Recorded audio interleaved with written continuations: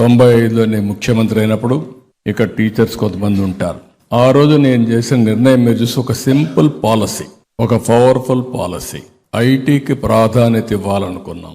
ఒక ఐటీకి ప్రాధాన్యత ఇచ్చి ఫస్ట్ ఒక ఐటెక్ సిటీ కట్టాం. అక్కడి నుంచి ప్రపంచం అంతా తిరిగి ఐటీ కంపెనీలు ప్రమోట్ చేశాం. దీనికి విద్యార్థులు కావాలి, రిసోర్సెస్ కావాలనే ఉద్దేశంతో ఇంజనీరింగ్ కాలేజెస్ ప్రమోట్ చేశాం. 25 ఇంజనీరింగ్ కాలేజీలు 10 ఏళ్లలో 9 ఏళ్లలో 300 ఇంజనీరింగ్ కాలేజీలు చేస్తే ఆ నిర్ణయం ఈరోజు మీరు చూస్తే మీరు చదువు చెప్పిన పిల్లలు అమెరికాకి వెళ్ళి అమెరికాలో $1,20,000 ఆదాయం, తలసరి ఆదాయం సంవత్సరానికి. అమెరికాలో చదువుకున్న అమెరికన్స్ ఆదాయం $60,000. వాళ్ళందరూ కూడా మీ ఎలిమెంటరీ స్కూల్లో ఇక్కడ ఉన్నటువంటి గురువులు టీచ్ చేసిన విద్యార్థులే, మామూలు గ్రామీణ ప్రాంతాల్లో చదువుకున్న వాళ్ళే. ఇప్పుడు కొత్త థియరీ ఒకటి తీసుకొచ్చారు, ఇంగ్లీష్ వస్తేనే భవిష్యత్తు ఉంటుందని. నేను ఎప్పుడో ఒకటే చెప్తున్నా, తెలుగు అనేది తెలుగు జాతిని గుర్తించేది.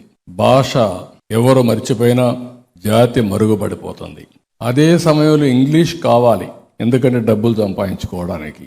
రెండు కూడా బ్యాలెన్స్ చేసుకొని ముందుకు పోవాలి తప్ప భాషను మరిచిపోతే పూర్తిగా జాతి నిర్వీర్యం అవుతుంది, జాతి మరుగున పడే పరిస్థితి వస్తుంది. ఈ విషయం కూడా మనం గుర్తుపెట్టుకోవాల్సిన అవసరం ఉంది.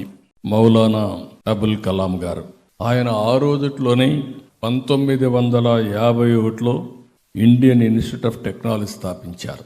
ఈరోజు భారతదేశంలో ఐఐటి చదువుకుని ప్రపంచమంతా పోగలిగారంటే ఆ రోజు ఆయన ఆలోచించి, ఈరోజు ఐఐటి స్టూడెంట్ అంటే ప్రపంచం మొత్తం ఒక సాంకేతికలో మొదట ఉండే వ్యక్తులని చెప్పి నిరూపించగలిగారు.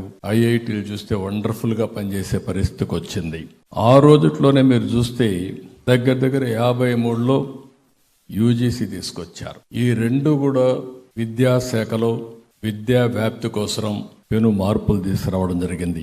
ఇకపోతే డాక్టర్ సర్వేపల్లి రాధాకృష్ణ గారు, మేము ఎప్పుడూ చెప్పుకుంటాం రేణిగుంటలో టీచర్గా పనిచేశాడని.